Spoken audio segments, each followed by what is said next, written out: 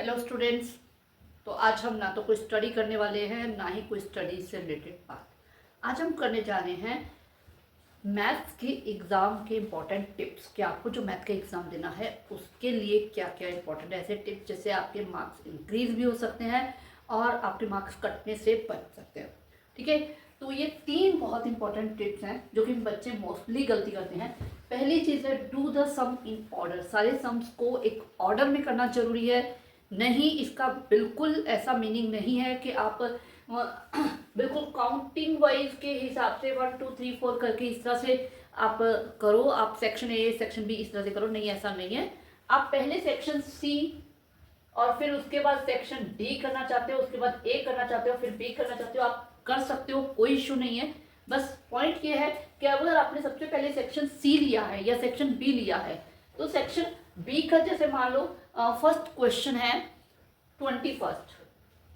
ठीक है, तो आप इसे पहले 21st करोगे, फिर 22 करोगे, फिर 23 करोगे, इस तरह से करो। ऐसा नहीं पहले आपने 21 ले लिया फिर उसके बाद डायरेक्ट आपने 25 कर दिया, ऐसा नहीं। तो वो सेक्शन जो आपने चूज किया है उसे ऑर्डर वाइज करोगे, इससे मार्क्स के ऊपर काफी इफेक्ट पड़ता है। ओके, तो सेकेंड जो टिप है आपका rough work in last 2 page. जो भी रफ वर्क आपको करना है, मैथ का पेपर है, डेफिनेटली कैलकुलेशंस होंगी, तो जो रफ वर्क आपको करना है वो लास्ट के 2 पेजेस के ऊपर करना है। उनके ऊपर आप रफ वर्क लिख लीजिए और उसे कर दीजिए। ठीक है, मोस्टली बच्चे क्या करते हैं, हमारी आदत होती है हम उसके ऊपर राइट साइड एक इस तरह से लाइन लगाते हैं और इस तरह से करके हम उसे वहां पे रफ करते हैं, जो कि हमारा इंप्रेशन डाउन कर देता है।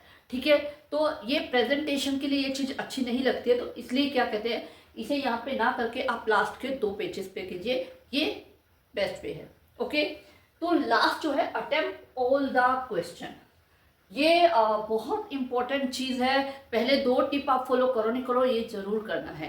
ठीक है, इस क्या है अटेम्प्ट ऑल द क्वेश्चन कि आपको अब डेफिनेटली माइंड में आ रहा होगा मैम कोई क्वेश्चन आता ही ना हो तो क्या करें। कोई क्वेश्चन नहीं आता, अगर आपको इतना तो पता चल रहा है ये कौन से चैप्टर में से है, उस चैप्टर का कोई ना कोई फॉर्मूला, कोई ना कोई आइडेंटिटी, कोई ना कोई मेथड तो आपको आता ही होगा। बस उसी मेथड को अप्लाई करना स्टार्ट कर दो। या फिर आपको उसमें गिवन टू प्रूव और कंस्ट्रक्शन लिखना आ रहा है, आप वो लिख दो। ठीक है, तो जितना आपको समझ में आ रहा है उतना कर दो, क्योंकि बोर्ड में स्टेप्स मार्किंग होती है तो आपको उसके मार्क्स मिल जाएंगे।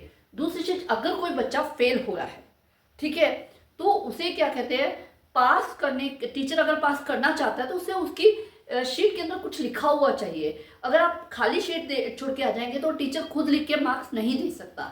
ठीक है, आपने कुछ लिखा हुआ है, भले गलत ही लिखा हुआ है, तो वो उसके ऊपर हाफ मार्क्स, 1 मार्क्स, 1.5 मार्क्स दे दे के आपको पास कर सकता है। तो और कई बार होता है किसी बच्चे के 90 से कुछ 2-3 नंबर कम रह रहे होते हैं, तो टीचर आपको ऐसे जो क्वेश्चन जिनके ऊपर मार्क्स नहीं बन रहे उनके ऊपर भी हाफ मार्क्स देकर वो आपको 90+ पे पहुंचा देते हैं। ये होता है ये चीज। तो आप अटेम्प्ट करो ऑल द क्वेश्चंस। ओके,